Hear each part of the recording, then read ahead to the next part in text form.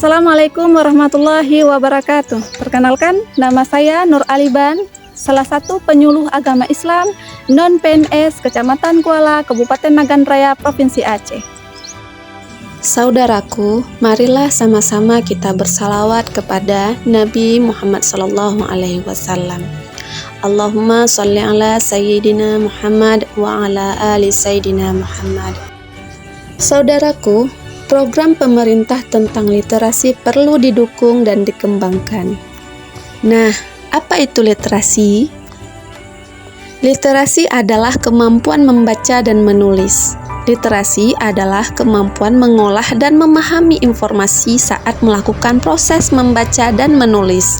Manfaatnya adalah menambah wawasan dan informasi, mengembangkan kemajuan verbal, dan melatih kemampuan berpikir. Jadi, literasi itu sangat penting, apalagi kita sebagai penyuluh agama Islam yang berada di tengah masyarakat, untuk selalu membantu mereka memberikan pengetahuan melalui penyuluhan-penyuluhan. Peningkatan literasi Al-Quran adalah salah satu cara membantu masyarakat dari setiap golongan untuk lebih dekat lagi kepada Al-Quran. Perintah membaca Al-Quran selaras dengan diterapkan di Indonesia dengan perintah literasi yang bertujuan mendongkrak dan menjadikan masyarakat Indonesia menjadi orang yang bermartabat dan berilmu. Perintah literasi tersebut sudah dimulai sejak pertama kali Indonesia merdeka. Oleh karena itu, saudaraku sekalian, saya telah menjalankan program ini kurang lebih selama 2 tahun, khususnya bagian dari pemberantasan buta aksara, yang sasarannya adalah kelompok ibu-ibu Wirid Yasin. Tidak hanya ibu-ibu, saya juga masuk dalam kelompok anak-anak dan remaja.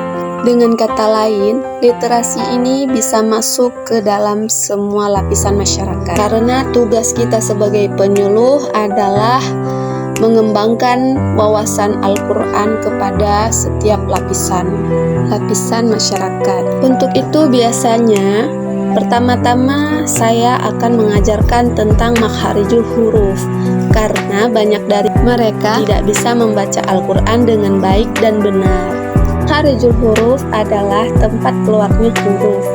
Biasanya saya menyampaikan makharijul huruf ini perlu waktu sekitar 2 atau 3 minggu. Dalam seminggu 2-3 kali pertemuan agar pemahamannya lebih mantap dan diiringi dengan praktek melafadzkan. Dan kita tahu tempat-tempat huruf hijaiyah itu terdiri dari bagian tenggorokan, lidah, dan bibir. Itulah yang harus kita berikan pemahaman kepada audiens kita agar bisa mengetahui, mengingat, dan melafadzkan dengan benar.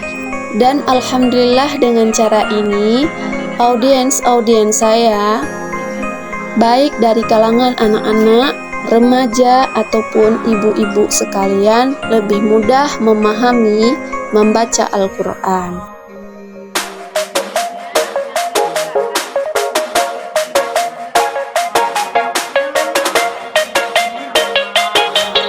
Demikianlah yang bisa saya sampaikan, lebih dan kurang saya mohon maaf. Wabillahi taufiq wal hidayah. Wassalamualaikum warahmatullahi wabarakatuh.